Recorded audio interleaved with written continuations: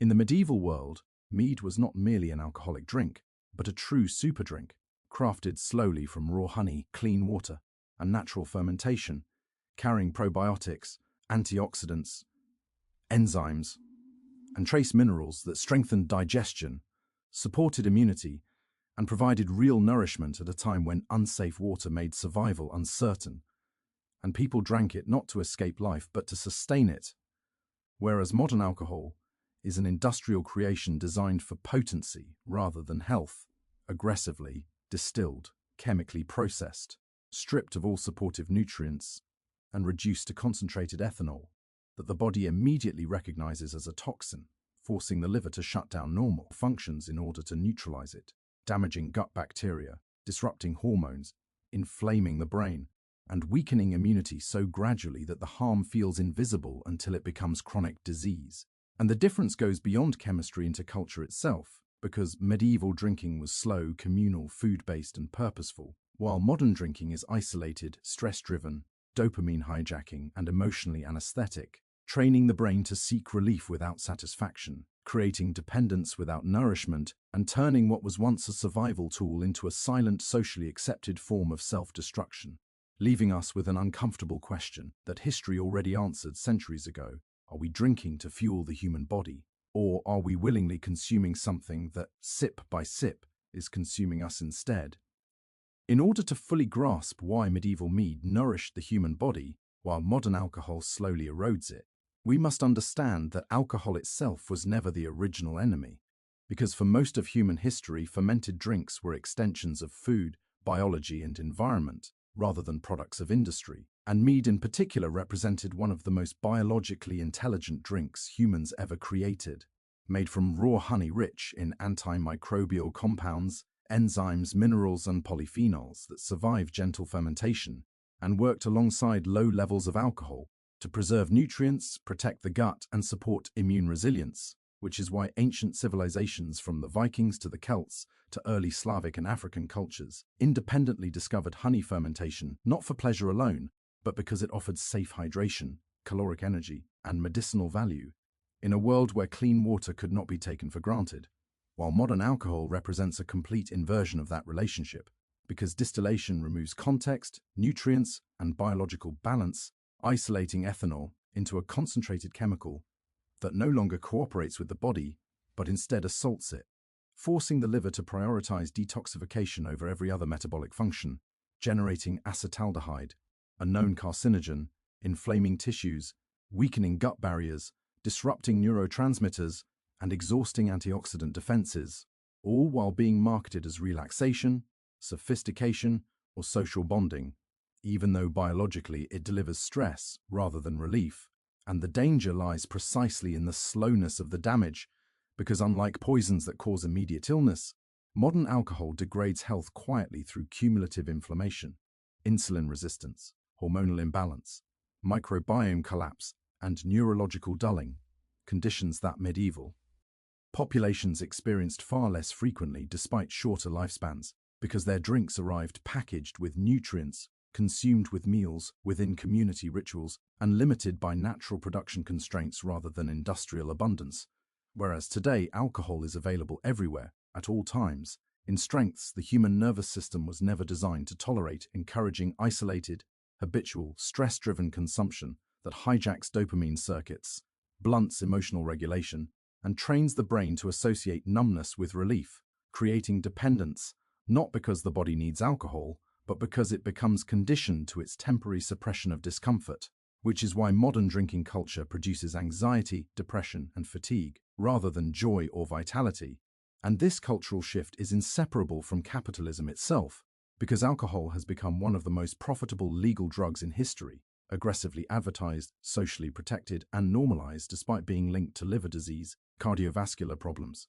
cancer, infertility, cognitive decline, and mental health disorders. All while responsibility is shifted onto individuals under the myth of moderation, a concept that ignores how profoundly the substance itself has changed. Because moderation of a low-alcohol, nutrient-rich fermented drink consumed with food is not biologically equivalent to moderation of a distilled, chemically flavored neurotoxin consumed alone at night after chronic stress, and the body does not interpret intention, tradition, or branding. It responds only to chemistry and context, which explains why modern populations face unprecedented levels of metabolic disease, autoimmune conditions, hormonal dysfunction, and neurological disorders, while continuing to defend alcohol as harmless, sophisticated, or even necessary for social connection, when in reality, it functions as a cultural sedative that dulls dissatisfaction without addressing its causes, making people functional enough to work but exhausted enough not to question, numbing pain rather than resolving it. And this stands in stark contrast to medieval mead culture, where fermentation respected biological rhythms, production was slow, consumption was intentional, and drinking was integrated into nourishment rather than escape, reminding us that the tragedy of modern alcohol is not simply that it harms the body, but that it replaced something once aligned with human biology and turned it into a hollow substitute that drains vitality while pretending to offer relief, leaving us with the same choice humans have always faced, whether to consume substances that support life, resilience, and connection, or to normalize habits that quietly erode health, while telling ourselves the damage is normal, acceptable, or unavoidable, even though history, biology, and the human body itself have been warning us all along. And yet, despite centuries of evidence showing the differences between nutrient-rich fermented drinks and modern distilled spirits, society continues to normalize alcohol consumption without fully acknowledging its biological consequences. And this normalization begins early, as young people are socialized to view drinking as a rite of passage, a marker of adulthood, or a symbol of freedom and sophistication, without understanding that the beverages they are consuming are engineered to deliver maximum ethanol concentration with minimal nutritional benefit, effectively training the liver, the gut, and the nervous system to endure stress rather than thrive, while simultaneously hijacking reward circuits in the brain, creating cycles of craving and tolerance that mimic addiction, even in those who claim moderation. And the contrast with medieval drinking practices could not be more stark. Because in those societies, alcohol was consumed as part of a carefully balanced diet, often diluted, naturally fermented, and integrated into community rituals that reinforced social bonds, cultural knowledge, and survival strategies, so that every sip delivered not only hydration and energy, but also immune support, digestive assistance, and slow, manageable intoxication that did not disrupt endocrine function or mental clarity. Whereas today's modern consumer faces beverages that arrive stripped of those protective elements, aggressively flavored with chemicals, marketed for immediate gratification, and often consumed in isolation or under stress, which fundamentally rewires brain chemistry over time, elevating cortisol, suppressing testosterone in men, altering estrogen balance in women, and creating subtle but chronic disruptions in insulin sensitivity and metabolic regulation, the cumulative effect of which manifests as widespread obesity, diabetes, cardiovascular disease, liver DYSF, unction, and neurological decline, conditions that are often framed as unfortunate but unavoidable aspects of modern life, when in truth they are directly linked to the substances we are consuming and the contexts in which we consume them. And yet, paradoxically, society defends these habits with slogans like everything in moderation, without recognizing that moderation is not a universal constant, but a relative concept, and that moderation of a drink that nourishes, supports, and integrates into daily life is biologically incomparable to moderation of a drink designed for potency, flavor, and profit, which actively undermines gut health, damages the liver, destabilizes hormones, and erodes neurological resilience. And this misalignment between historical wisdom and modern practice extends beyond biology into psychology, because while medieval drinkers consumed alcohol as a functional aid, part of survival strategy and social cohesion, modern drinkers often use alcohol to escape discomfort, mask emotional pain, or numb stress, thereby training the brain to associate intoxication with relief, while ignoring the underlying causes of anxiety or dissatisfaction, which creates a vicious cycle in which the substance provides temporary solace but accelerates long-term vulnerability. And when this behavior is normalized at scale, as it is today, the result is a population that is chronically stressed, metabolically compromised, hormonally dysregulated, and neurologically dulled, yet socially conditioned to believe that alcohol is an acceptable, even desirable part of life, obscuring the reality that what we call leisure or tradition is in fact a slow, cumulative form of self-destruction And the tragic irony is that the very substances which were once allies in human survival, carefully fermented to enhance health, have been transformed into tools that exploit our biology, profit from our vulnerabilities, and erode the vitality that our ancestors maintained, leaving us with the stark choice that medieval populations never had to question: whether to consume drinks that genuinely support the body, mind, and community, or to accept beverages engineered for strength, speed, and profit that systematically degrade our day health, impair cognition, and increase vulnerability to disease, all under the comforting illusion that these modern drinks are equivalent to the mead, ale, or wine of history. And yet the evidence is everywhere if we pay attention, from liver pathology to metabolic syndrome statistics, from gut microbiome studies to neurochemical research, from hormonal assays to epidemiological data, all pointing to the conclusion that the drinks we normalize today are biologically hostile, culturally incentivized, and socially sanctioned in ways that medieval societies would have recognized as reckless. And this recognition forces us to confront uncomfortable questions about personal choice, cultural narratives, public health, and economic systems, because it is not simply a matter of individual willpower or moral weakness, but rather a reflection of how society structures availability, marketing, peer pressure, and social expectation, and how these factors exploit the natural vulnerabilities of the human body and mind, effectively turning a substance that was once a tool of life and survival into one of the most potent instruments of slow, silent harm ever produced. And the true tragedy lies not in intoxication itself, but in the normalization, the ubiquity, and the unexamined assumptions surrounding it, which keep millions unaware of the cumulative damage occurring in their own bodies, subtly reshaping gut microbiota, gradually inflaming organs, quietly destabilizing hormones, rewiring neural pathways, and ultimately reducing resilience, vitality, and lifespan, all while society congratulates itself on moderation, celebration, or sophistication, without recognizing that medieval wisdom, grounded in observation, necessity, and respect for the human body, had long ago discovered the limits, benefits, and risks of alcohol consumption, and that our modern practices represent not evolution but distortion, replacing nourishment with neurotoxins, ritual with escapism, community with isolation, and survival with slow self-destruction, leaving the sobering question: are we drinking to strengthen our bodies and sustain life, as our ancestors did? Or are we complicit in a system that rewards consumption while quietly dismantling the very biology we depend on to thrive? Furthermore, when examining the historical context, it becomes clear that medieval societies approached alcohol not as an escape or indulgence, but as a functional component of daily life, embedded in agriculture, medicine, and ritual, because the process of fermentation itself required patience, observation, and respect for natural cycles, creating a direct connection between humans, the environment, and the substances they consumed, which in turn fostered awareness of quality, dosage, and purpose. And this is where modern culture diverges dramatically, because industrialization removed the human element from production, replacing slow, attentive fermentation with rapid distillation, chemical additives, and mass marketing, producing drinks optimized for potency and palatability, rather than biological harmony. And this transformation has profound implications not only for health, but for social psychology.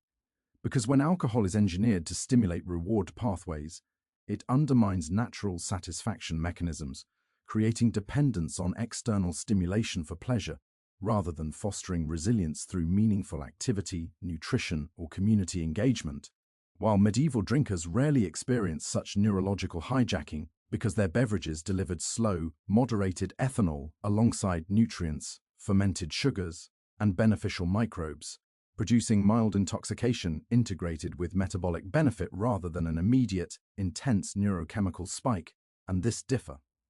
Hence is magnified when considering the cumulative effect on the gut microbiome, which modern research now confirms is central to immune function, cognitive capacity, emotional regulation, and metabolic balance, whereas distilled spirits strip the drink of anything protective, while simultaneously introducing compounds that selectively kill beneficial bacteria, promote dysbiosis, and increase intestinal permeability, creating chronic inflammation that contributes to cardiovascular disease, diabetes, autoimmune conditions, and even mental health disorders, all of which remain largely invisible to casual observation because the progression is gradual yet pervasive, demonstrating that the apparent harmlessness of modern alcohol is a mirage, a cultural narrative that obscures the deep biological cost of consumption patterns engineered for maximum ethanol content and profit. And beyond the physiology, the socio-cultural consequences are equally profound, because in the medieval world, alcohol consumption was embedded in social rituals, festivals, communal meals, and medicinal practices, fostering intergenerational knowledge transfer, reinforcing community cohesion, and limiting excess through shared norms and scarcity of resources. Whereas today, alcohol is often consumed in isolation, at times of personal stress, in settings devoid of ritual or communal oversight, and marketed as a tool for self-expression or emotional escape, thereby transforming it from a life-sustaining ritual into a mechanism of psychological manipulation that exploits evolutionary vulnerabilities in reward circuits, stress responses, and social conformity. And when these practices scale across populations, they contribute to widespread health crises, economic burdens, social dysfunction, and normalization of early-onset metabolic and neurological disorders, all while cloaked in the guise of leisure, CE, liberation, or sophistication. And this normalization obscures the fact that the same drink consumed in a different context, as it was in medieval times, could have contributed to resilience rather than vulnerability, healing rather than harm, clarity rather than cognitive dulling, and community rather than isolation, which forces a critical examination not only of individual choices but also of systemic structures that dictate availability, pricing, marketing, legal frameworks, and social expectation, revealing a pattern in which profit and habit are prioritized over biology, culture, and health. A pattern reinforced by global industries that profit from chronic consumption while minimizing awareness of the insidious, slow accumulation of damage. And when one considers the neurochemical implications, it becomes even more striking, because repeated exposure to concentrated ethanol in modern spirits repeatedly stimulates the mesolimbic dopamine pathway, suppresses natural endorphin production, and alters prefrontal cortex functioning, weakening executive control, increasing impulsivity, and perpetuating cycles of craving and reward-seeking behavior, while medieval Mead's low alcohol content, nutrient cofactors, and slower absorption minimized these effects, promoting mild, manageable intoxication that aligned with circadian rhythms, metabolic cycles, and social engagement. And this alignment explains why historical populations experienced alcohol consumption as an integrated life-sustaining practice rather than a source of chronic physiological stress and neurological vulnerability. And when one layers in the hormonal perspective, the contrast becomes even starker, because modern alcohol disrupts testosterone, estrogen, cortisol, and insulin regulation, contributing to endocrine dysfunction, fertility issues, altered stress responses, and metabolic imbalance, whereas the trace minerals, vitamins, and antioxidants in fermented honey-based drinks supported endocrine health, stabilized glucose metabolism, and enhanced stress resilience, allowing medieval populations to derive benefit from moderate consumption while maintaining long-term vitality. And when we expand the lens to include public health, the consequences of industrialized alcohol consumption are staggering, because the prevalence of liver disease, obesity, diabetes, cardiovascular conditions, neurological decline, depression, and anxiety correlate strongly with patterns of modern drinking,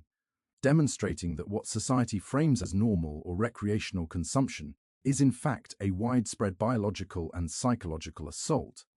And yet this assault is rarely recognized because it unfolds slowly, silently, and socially sanctioned, making it appear ordinary, acceptable, and even desirable, while historical patterns clearly demonstrate that consumption was once intentional, nutrient-rich, communal, and aligned with human biology, reinforcing the critical insight that modern alcohol is not merely a continuation of historical tradition, but a fundamental transformation into a substance that prioritizes profit, potency, and convenience over human health, social cohesion, and longevity. And this insight leads inexorably to the question that underlies the entire discussion. If humanity once knew how to integrate alcohol into a life-sustaining practice that reinforced health, community, and survival, why have we abandoned those principles? What have we gained from this transformation? And what are we sacrificing in terms of vitality, cognitive capacity, and generational well-being in exchange for immediate gratification, convenience, and social conformity? And acknowledging this reality demands both personal reflection and societal reckoning. because the choice is not trivial or abstract, but biological and existential. Are we consuming substances that nourish and integrate with life, as our ancestors did, or are we participating in a system that delivers pleasure while dismantling the very mechanisms that sustain health, resilience, and community?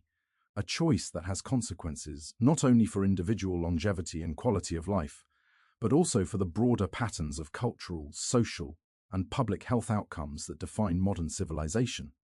And when viewed through this lens, it becomes clear that the distinction between medieval mead and modern distilled alcohol is not merely historical trivia, but a living lesson in the interplay of biology, culture, psychology, and economics, revealing the profound ways in which a seemingly simple substance can shape the human experience over centuries, determining patterns of health, cognition, social interaction, and survival, and illuminating the sobering truth that what is normalized today may in fact be diametrically opposed to the practices that sustained human vitality for millennia, demanding careful reflection, intentional consumption, and perhaps a reimagining of our relationship with what we drink, how we drink it, and why we drink it. Because the choices made in this arena are not neutral. They ripple across bodies, brains, communities, and generations, affecting not just immediate pleasure, but long-term resilience, biological integrity, and cultural continuity. And recognizing this dynamic is the first step toward reclaiming control over a practice that has been transformed from nourishment into slow self-destruction. And only by understanding the science, history, and social context of alcohol can individuals and societies begin to reverse the unintended consequences of industrialization, profit-driven consumption, and cultural normalization, moving toward practices that restore balance, health, and alignment with the rhythms and requirements of human biology, just as our ancestors did, ensuring that drinking, if it occurs, contributes to life, vitality, and community rather than quietly undermining them over time.